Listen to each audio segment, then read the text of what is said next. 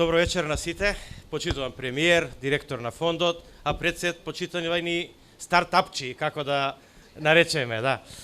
Значи, она што сакам да го споделам вечерва со вас е дека овој век или оваа ера е ера на стартапи. Зошто го викам тоа?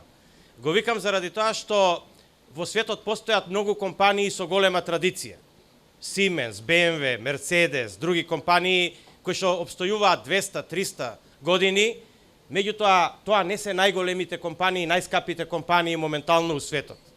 Најскапите и најголемите компании во светот се стари не повеќе од 15-20 години и се точно стартапи. Тоа се Amazon, тоа е Facebook, тоа е Tesla, тоа е претходно на Apple, са сега за жал починати од Стив Джобс, и тоа се компании кои што почнале како стартапи, се развивале брзо и тие денеска се највредните компании во светот. Да не ви кажувам за еден Mobileye од Израел, кој што е почнат точно како стартап и денеска е едно од најголемите достигнувања во светот, а тоа е уствари основата за правењето на интелигентни возила кои што сами се управуваат. Значи сензорскиот систем во возилата почнал точно од млади луѓе како вас, кои што направиле во Израел стартап и после е продаден со двоцифрен број во милиарди. Значи, тоа е иднината на светот, тоа покажува, ни беше патокас точно кога сакавме ние да ја креираме програмата за економски раст во државата, во кој ова што вие сега го правите и ова што денеска ние го промовираме е само еден мал дел во таа програма, која што очигледно дека дава резултати.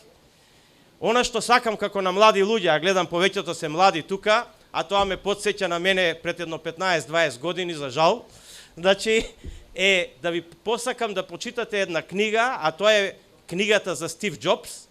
Таа книга точно кажува како развојот на компаниите и секој инвеститор минува низ повеќе фази. Значи, фазите се на идеја, па после тоа растење, па пропаѓање, па падови, па пак растење, но тоа не смее да ве обесхрабри. Напротив, тоа сите сме го поминали, јас лично, а и сите кои што станале големи инвеститори поминале низ тоа. Она што сакам да ви го кажам, немојте првиот неуспех да ве обесхрабри. Не постои никој кој што има само успеси. Така и стартапите ќе обстојат само тие кои што ќе ги пребродат неуспесите. Успеси сите сакаат, ама ќе има и неуспеси. А неуспесите само треба да ве направат посилни и поучени како да ги пребродите сите потешкотии.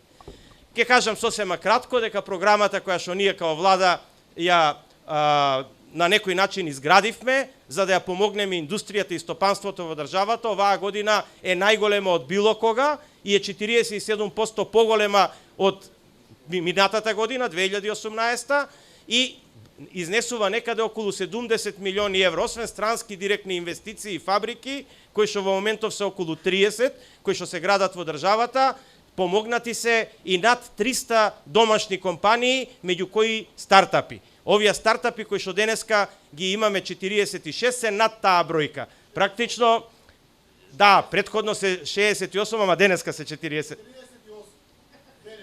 38.